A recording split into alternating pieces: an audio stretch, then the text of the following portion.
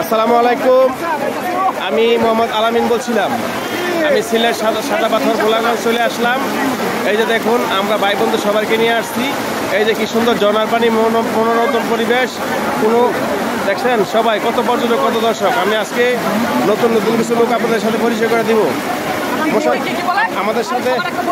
আমার সাথে আজকে নতুন লোক সংযোগ হয়েছে, আমি পরিচয় করে দিচ্ছি।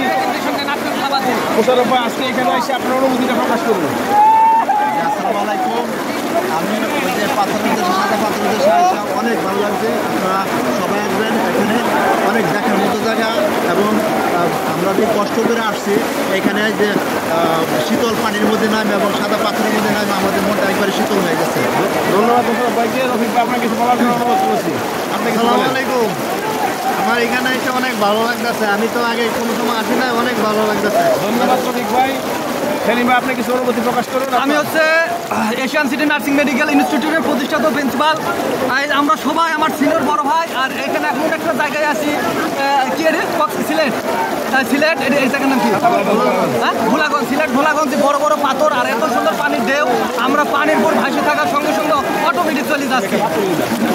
আমি অনুভূতি প্রকাশ করুন। আসসালামু আলাইকুম। আমরা আসছি সিলেট ভোলাগঞ্জে। সাদা পাথরে কিন্তু পাথরের চেয়ে বেশি পানির স্রোতে আমরা বেশি যাচ্ছি।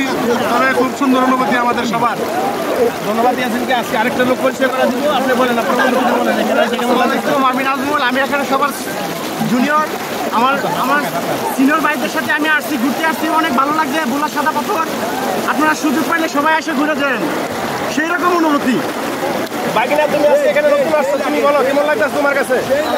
ভালো ভালো, তুমি একটু বলো কেমন লাগতেছে? ভালো। সুপ্রিয় দর্শক, আপনারা শুনলেন এতক্ষণ তাদের বক্তব্য। এখানে যারা আসছে তারাই সবাই বলে আনন্দ আর আনন্দ, ভালো লাগার মতো আনন্দ।